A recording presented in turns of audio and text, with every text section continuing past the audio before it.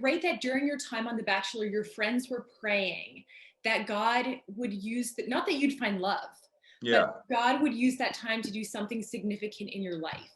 Yeah. So when you think back on your time on The Bachelor, when you were writing about it, journaling about it, what do you think God was doing during that time? Oh, I think he was humbling me a lot. It's funny that The Bachelor took that, right? But I had always had so many insecurities of feeling like the outsider. Then I get put as the Bachelor, which is anything but the outsider, right? You are on the side of buildings and magazines, and people are talking about you for no other reason other than the fact that you're on a show. Like there's no skill set to it, but you start to feel really great about yourself. Hmm.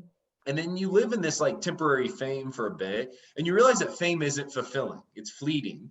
And relevancy is an ambition not worth pursuing because it's exhausting, and there's never a point in time where you feel like you're relevant enough.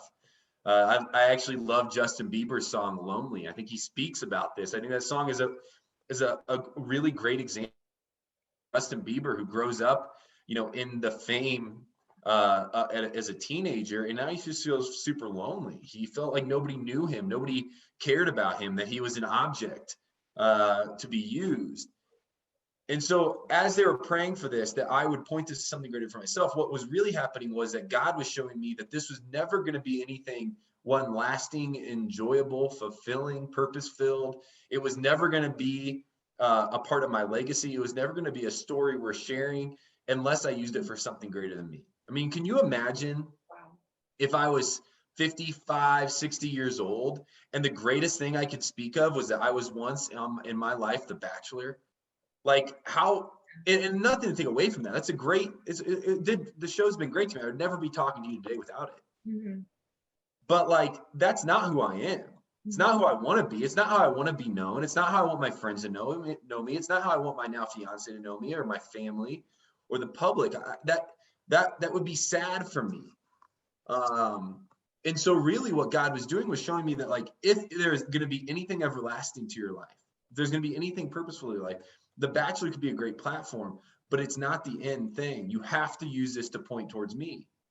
And as I did that, as I started to use the platform or talk to people in a way that I thought loved them better or pointed them to a God that loves them more, as I started to use it to work with people who are fighting human-facing injustice, it all started to make more sense. It all started to be more fun. It all started to be more fulfilling. It all started to make my soul more at peace.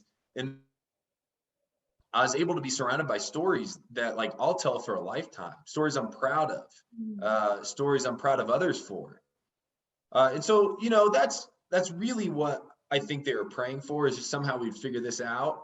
And it wasn't easy. Like, I love the interviews today where somebody goes, Ben, like, you just such a good dude. Like, you just care about people. It's like, you don't know. Like, I say this now, and like, I'm still working on it. The greatest part of this was the journey to even get to a place where I was confident enough to tell you, I'm not so interested in this being about me. I'm more interested in this being about something greater than myself.